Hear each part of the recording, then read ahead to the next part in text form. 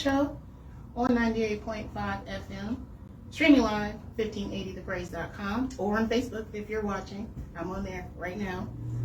Today we are back to talk more art in Columbus, and I have a very special guest here with me today, my friend, but I'm going to read her bio.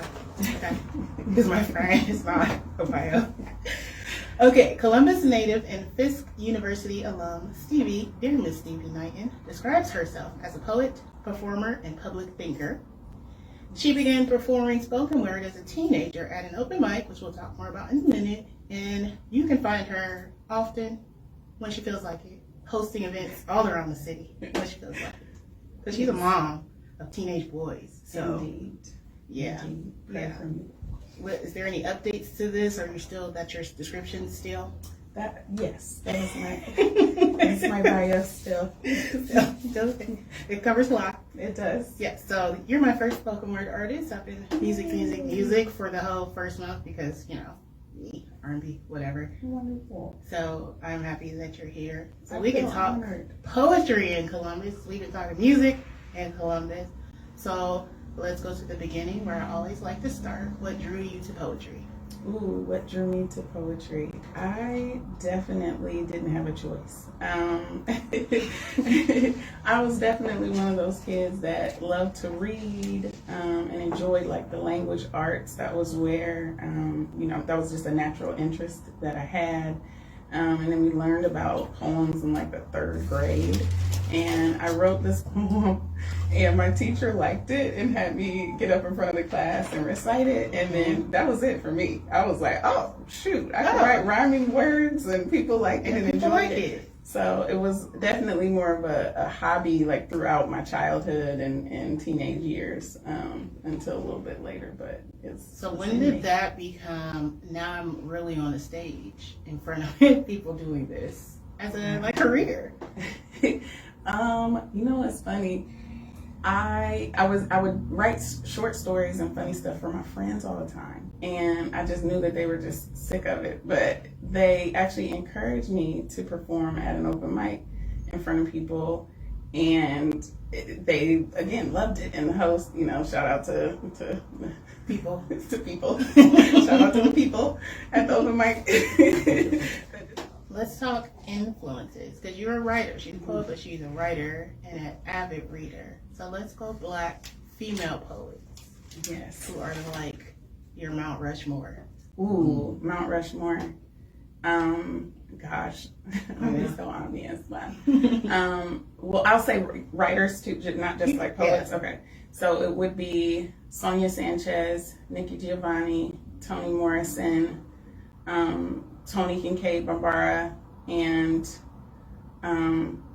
Zora Neale Hurston. That's a good list. Okay. Is that fun? How many people in Mount Rushmore? I don't know. It's like you automatically default to 5. Right. I wouldn't say that it's 5. What about Black male writers? Ooh. Saul Williams. James Baldwin, of course. Mm-hmm. Oh man. Ta-Nehisi Coates.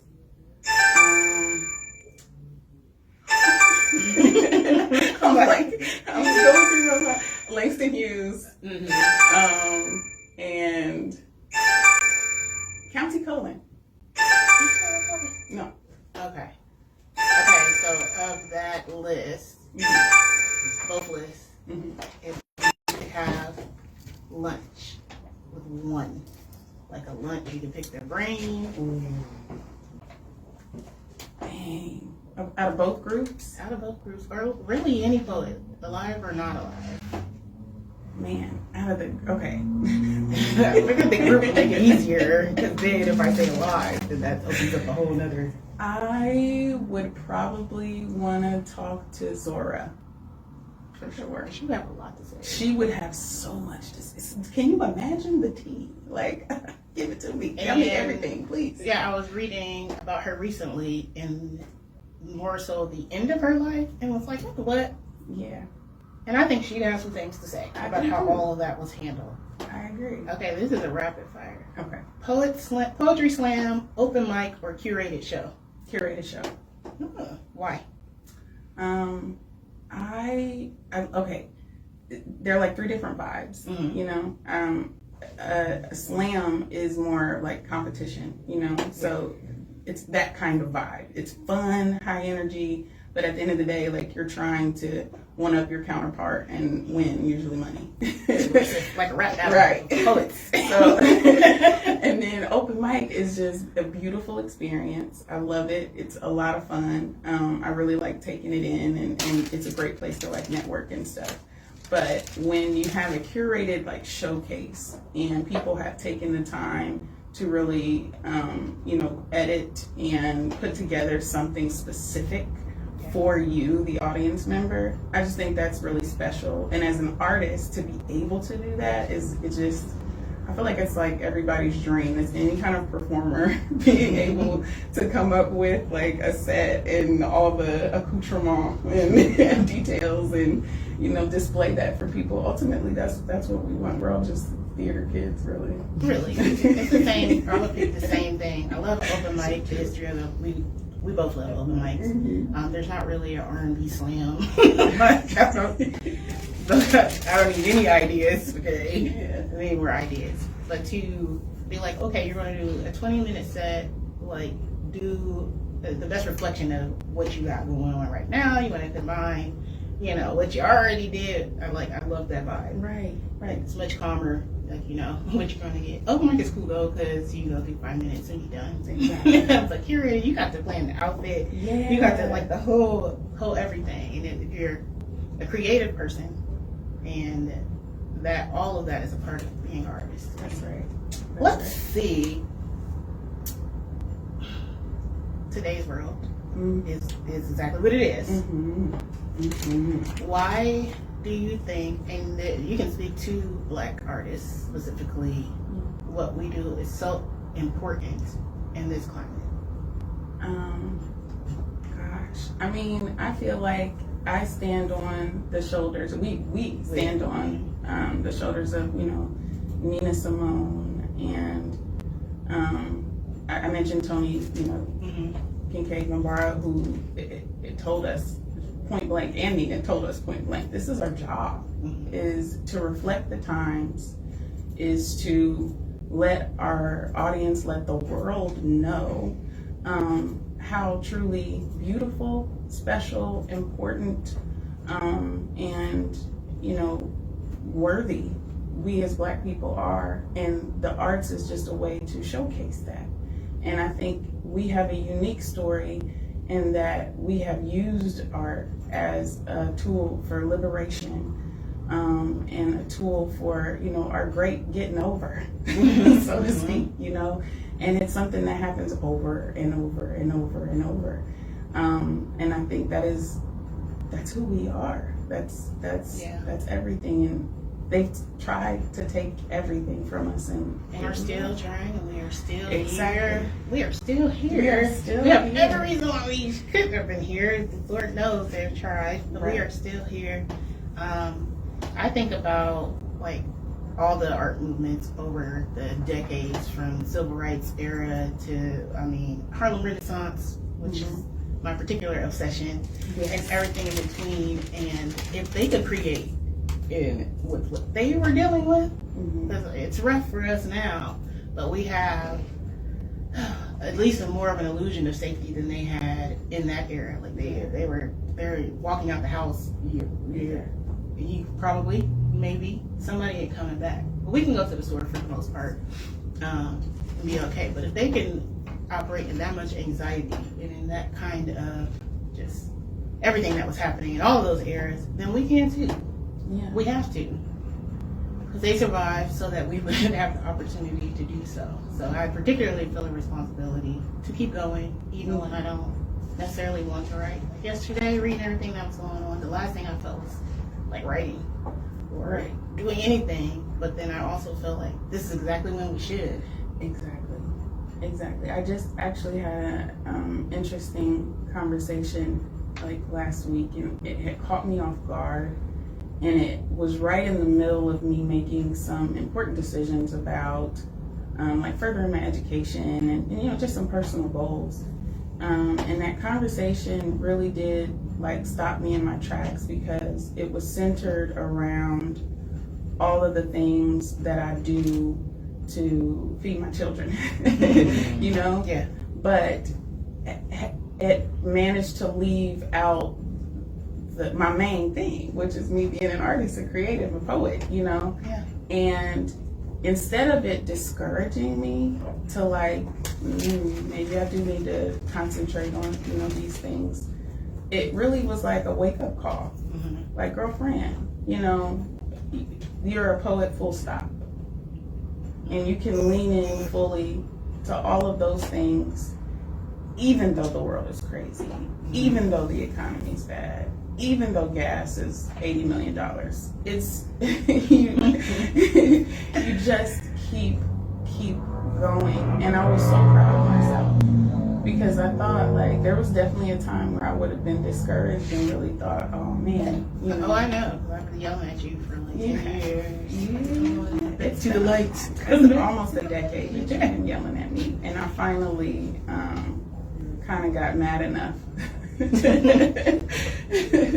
literally it. Yeah, really. Well, like, no, you cannot take this away from me. No. Poet, full stop. Full stop. All right, so when people do hear your poetry, which I'll pick the piece, what do you want them to feel? What do you want them to leave with when they hear you want, like? I hope.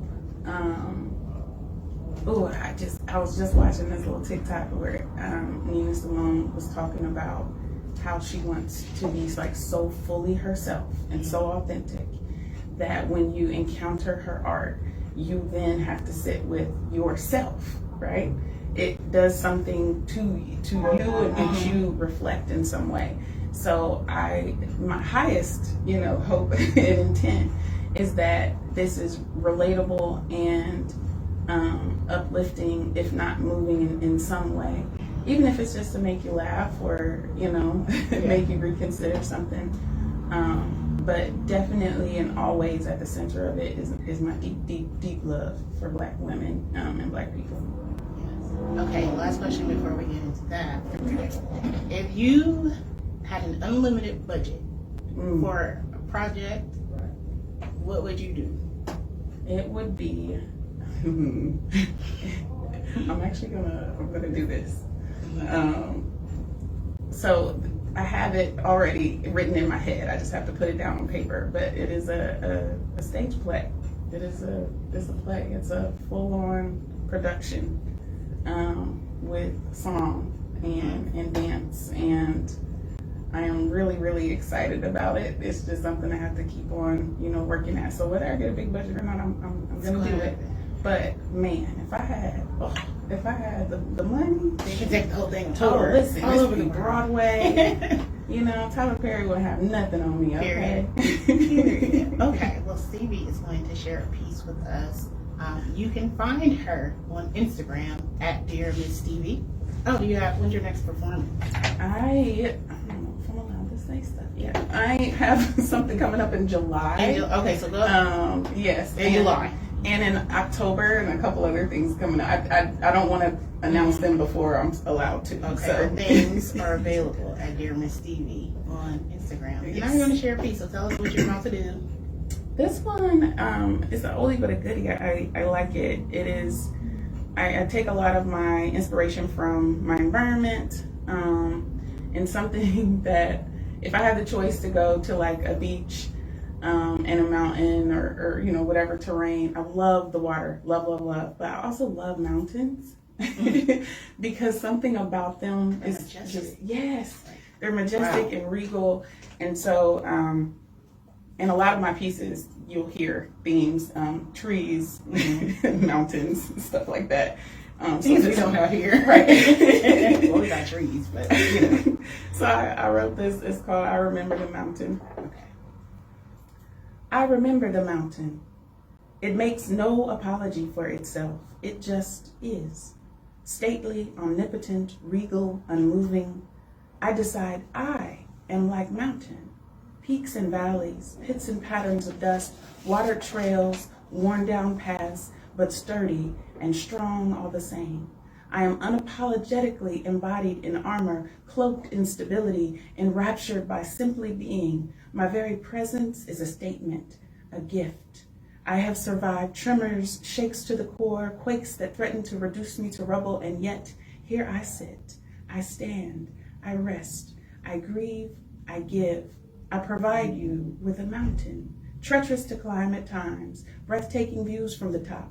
Not all who attempt to summit are worthy. Not all make it, not supposed to make it. There are valleys for them. There are seashores and salt puddles. But for them that see the beauty in the risk, that see the struggle and appreciate the clouds and thin air up here, they can kiss the sky and touch the sun. Up here we can fly. Up here we uphold sunrises and go down with the setting sun. Up here we be mountains. We eat clouds and drink rain. When all else fails, like mountain, we remain. Thank you for coming. Thank you so much for Thank you having for that. I me. haven't heard that one. That was beautiful. Thank you. She'll be back. She got some stuff to do, but she'll be back. So Yeah. I'm gonna play a song because I like to play Columbus artists. So today, this one was sent in to me. Shout out to Lisa Cave. This is Love Like This by Trek Manifest. Yay.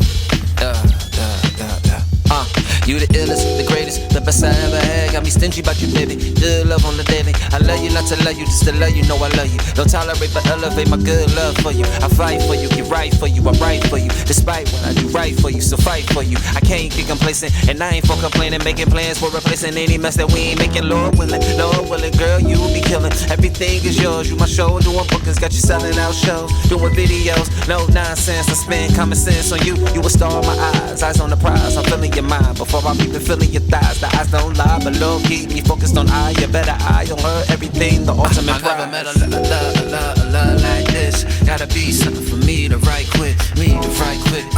Right quick. I said me to right quick. Me. I said I never met a love like this. Here. So it is time for a little bit of wellness. Because we need a little bit of wellness. It's really been heavy 24/7, 7 days, 700 years. I mean, something about a Neptune in 6 years. No, I'm just kidding. It's just been a long time. Yeah, so I was on social media last night and just watching reactions to things that have happened. So I would really like to talk about ways that we can cope as Black people with so much heavy right now, and where we can find a little bit of light. Yeah. If so, if you give us an assignment for the week on coping. Okay. All right. I do have one. Okay. Stay out of those comment sections, Please. especially on the news channel My pages, because there's nothing there. There's nothing. Let them talk to themselves. So that's fine. That's a great one. Also, getting off social media for longer periods of time. I know there are some timers that you can put on your phone. Some people will delete the apps off their phone so that they're only looking at it intentionally. And I know that's a way a lot of artists communicate. I mean, we almost strictly use it. I got your number, I know we live. But at the end of the day, we're pretty much back and forth on Messenger or whatever the app is. There are some other tools that I would say, people are like, go touch grass, but I'm going to say more deeply, journaling, writing, cathartic voice memos. That means yelling into a voice memo and then deleting it. Oh. Yeah, because if it doesn't go somewhere, it stays in you. Oh. So I will also write things down. I may go outside. It depends. I have a really lot of space around me, so obviously not during the day because there's a school close to me. But I might go in the trees and scream yes, that. The trees can absorb that. They're here for that. They hold it. There's a whole ecosystem of trees giving each other nutrients day in and day out. The other thing I would say is connect with other folks. Sometimes just the act of me naming that I'm not well right now, or that I need a minute, or that I'm processing that this hurts. Yeah. The reality of it. Naming the reality of it dissipates it so hard. And feelings really only last about 10 to 15 seconds. Yeah, I mean, they may come back, but if you know what to do when that 10 seconds hits. Yeah, this is definitely cumulative impact. We can definitely say that over, I don't know, about 400 years or so. But at the end of the day, Laughed. Laughed at, I mean, I do. I write comedy. Sometimes instead of journaling, that's the writing that gets me through. The way to can I find a joke in here? It's almost a challenge to like find a joke in here because this is not funny. So I think also there's the naming it piece, there's the cathartic release, there's obviously getting your hands to touch something, getting there's like a lot of good playlists that you can make a playlist. Get a coloring book. Collage. Collaging is really, really great because it helps you like almost be a vision board. And so we can create the worlds that we can imagine, right? And so getting into a space where you're imagining what you want your world to look like and what it can be, that's also a really good place to be. And have people around you that you don't have to be okay with all the time. Yeah. Because that's exhausting. It's exhausting. So find people that you can be 100 with and tell them that you're not doing okay. And check on your strong friends, and if you're the strong friend, ask for help. Yeah.